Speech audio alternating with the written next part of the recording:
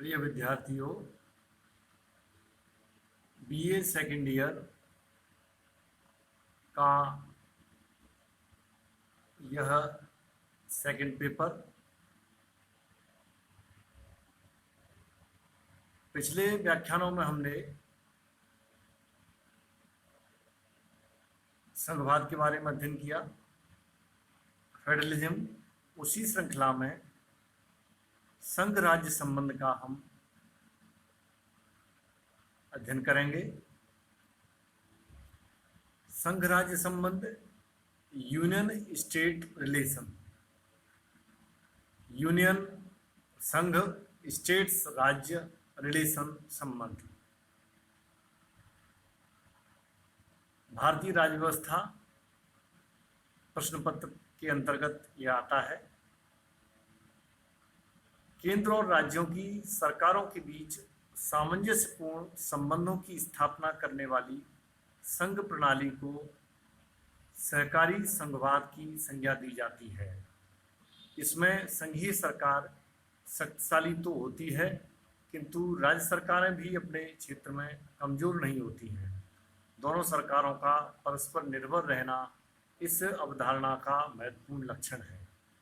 देखिए, यहाँ कहने का इनका तात्पर्य है कि संघ राज्य में दो शब्द हैं, संघ और राज्य। संघ का यहाँ मतलब है केंद्र, यानी एक राष्ट्र की, एक देश की संघीय सरकार, एक सरकार जो पूरे देश पर शासन करती है, और उसके अंतर्गत स्थापित जो राज्य हैं उन राज्यों पर किस तरह से वह नियंत्रित एवं किस तरह से उनको वह नियमित, किस तरह से उनको संचालित करती है, यह जिम्मेदारी संघीय सरकार की होती है। असल में यहाँ जो बिंदु है वह केंद्र और राज्य सरकारों के बीच जो संबंध वाला है, उससे यह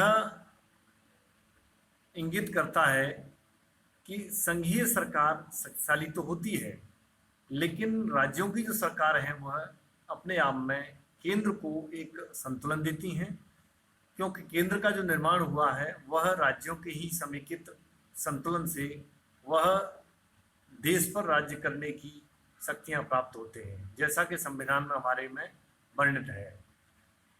तो संघवाद का मूल भाव शक्तियों का विभाजन होता है। भारत में सहयोगी संघवाद की भावना को परिलक्षित किया गया है। इसमें जो संबंधों के संदर्भ में हम बात करते हैं, जो प्रथम बिंदु है वह केंद्र राज्य के विधायी संबंधों से संबंध रखता है। केंद्र राज्य के विधायी संबंधों का संचालन 3 सूचियों के आधार पर विभक्त किया गया है। भारतीय संविधान में संघीय व्यवस्था के अंतर्गत एक ऐसे सद्भाव की विचार की आवश्यकता महसूस की जाती है जिससे कि वह परस्पर केंद्र और राज्य सरकारों में संतुलन की स्थिति बनी रहे। यह परस्पर आपसी सहयोग, आपसी संबंधों के एकाकार होने से निश्चित होता है। देखिए, विधायी संबंधों में मूल रूप से संविधान में जो 3 सूची दी गई हैं, जिसमें प्रथम सूची संघीय सूची है, द्वितीय सूची राज्य सूची है, तृतीय सूची समवर्ती सूची है। हालांकि इसमें एक सूची और है जिसको हम अवशिष्ट सूची बोलते हैं, जिसमें शक्तियों का जो इन तीनों शक्तियों से जो अवशिष्ट या बचे हुए जो विषय हैं उनको उसमें रख दिया गया है। तो ध्यान रखें, केंद्रीय सूची या संघीय सूची, राज्य सूची और समवर्ती सूची। संघीय सूची के अंतर्गत राष्ट्रीय महत्व के विषय रखे गए हैं, जिनके अंतर्गत संपूर्ण देश के लिए एक ही प्रकार की नीति अपनाया जाना आवश्यक होता है। इस सूची के सभी विषयों में कानून निर्माण का अधिकार संघीय संसद को प्राप्त है। प्रस्तुत विषय जो इसमें किए गए हैं वह प्रारंभिक दृष्टि से 97 निर्धारित किए गए, इनमें से राज्य सूची में भी कभी कभी विषयों को डाल दिया जाता है और राज्य सूची के विषयों को कभी कभी केंद्रीय सूची में भी आवश्यकता के अनुसार बदला जाता है। देखिए, यहाँ राज्य सूची के जो विषय हैं वह मूल रूप से राज्य के ही सूची दायरे के अंतर्गत आते हैं, लेकिन केंद्र सूची का जो विषय है उस पर राज्य सूची को कानून बनाने का अधिकार बिल्कुल नहीं होता है। इसका जो विषयों का विश्लेषण है, विवरण है, वह मूल रूप से देखिए पेपर में पूछे जाते हैं कि अगर प्रश्न ये आ जाए कि रक्षा विषय निम्न में से किस सूची के अंतर्गत हमारे भारतीय संविधान में निर्धारित किया गया है या उसमें उपबंधित किया गया है, तो ध्यान रखें यह क्रम विद्यार्थियों को परीक्षाओं का ध्यान रखते हुए और इनको स्मृति में रखना अत्यावश्यक महसूस किया जाता है। रक्षा है, विदेश मामले हैं, युद्ध है, संधि है, देशीकरण है, नागरिकता है, विदेशियों का आना जाना, रेल, बंदरगाह, हवाई मार्ग, डाक तार, टेलीफोन, मुद्रा निर्माण, बैंक, बीमा, खान, खनिज इत्यादि ये विषय राष्ट्रीय स्तर के हैं, केंद्रीय स्तर के हैं। इनमें किसी भी प्रकार का कानून बनाना है, संशोधन करना है, नवीन कोई इजाद करना है तो उसके लिए केंद्र सरकार इसके लिए जिम्मेदार है। केंद्र सरकार इसके लिए यह अधिकार रखती है कि वह ही इसमें जो भी कानून बनाएगी और इसमें कोई भी हस्तक्षेप करने का अधिकार नहीं रखता है। फिर दूसरी आती है राज्य सूची, स्टेट लिस्ट जिसको बोलते हैं। देखिए, राज्य सूची के विषय हैं, उनमें कानून बनाने का, निर्णय लेने का अधिकार राज्य सरकार को होता है। इस सूची के विषय जो हैं क्षेत्रीय महत्व के होते हैं और इस सूची के विषयों पर विधि निर्माण का जो अधिकार है वो राज्यों की व्यवस्थापिकाओं को ही, विधानमंडलों को ही दिया गया है। इसमें 66 विषय हैं, प्रमुख रूप से पुलिस है, न्याय है, जेल है, स्थानीय शासन है, सार्वजनिक स्वास्थ्य है, कृषि है, सिंचाई है, सड़कें इत्यादि। ये विषय हमें अपनी स्मृति में रखने होंगे। मुख्य मुख्य जो विषय होते हैं जिनको पूछा जाता है। फिर है तीसरी समवर्ती सूची, इसको बोलते हैं कंकरेंट लिस्ट, CONCURRENT LIST। देखिए, इन तीनों सूचियों के विषयों की संख्या वही बनी हुई है। इसमें वे विषय रखे गए हैं जिनका महत्व संघीय और क्षेत्रीय दोनों दृष्टिकोण से है। इस विषयों पर कानून बनाने का अधिकार संघ व राज्य दोनों को ही प्राप्त है। देखिए, समवर्ती सूची में दोनों ही सूचियों के विषयों के केंद्र और राज्य यह अपना अधिकार रखते हैं कि वह बनाने की क्षमता रखना निर्धारित किया गया है।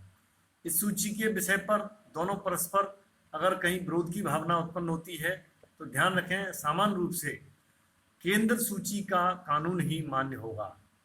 यानी इस समवर्ती सूची पर देखा जाए व्यवहारिक दृष्टि से तो संघीय सूची का ही या केंद्र सूची का ही आधिपत्य दिखाई देता है। सामान्यतः केंद्र सूची का कानून ही मान्य होगा। इसमें कुल 47 विषय हैं।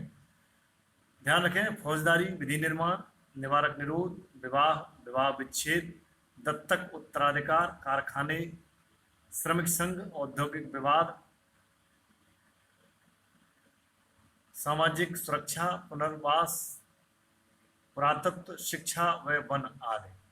अब देखिए, इसमें एक स्मरण करने योग्य तथ्य है कि 42वें संशोधन 1976 में किया गया संविधान में, उसमें राज्य सूची के विषय शिक्षा, वन, वन्यजीव, नापतोल आदि को समवर्ती सूची में ले लिया गया था।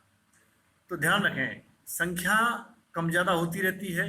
स्थान जैसे समवर्ती का है उसको राज्य में ले लिया गया या केंद्र का कभी राज्य में डाल दिया गया तो ये प्रश्न अक्सर पूछा जाता है कि 1976 में 42वें संविधान द्वारा राज्य सूची के विषय को समवर्ती सूची में लिया गया, उनका नाम बताइए। फिर आगे अपशिष्ट शक्तियां, रेजिडुरी विषय या सब्जेक्ट, उपरोक्त तीनों सूचियों से जो बचते हैं उनमें कानून निर्माण का अधिकार पूरी तरह से संघ सरकार को ही होता है। ध्यान रखें, इसमें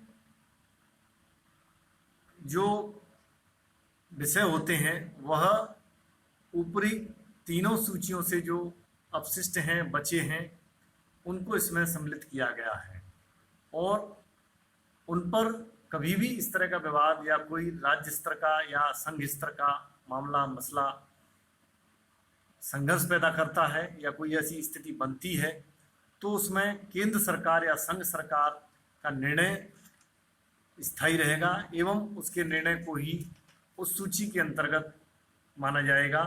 तो ध्यान रखें, केंद्र राज्य संबंधों के संबंध में जो विधायी संबंधों की बात आती है उसके अंतर्गत हमने आज ये अध्ययन किया कि इसमें 3 सूची हैं और उनके सूचियों के वर्णन विषयों के बारे में बताया गया।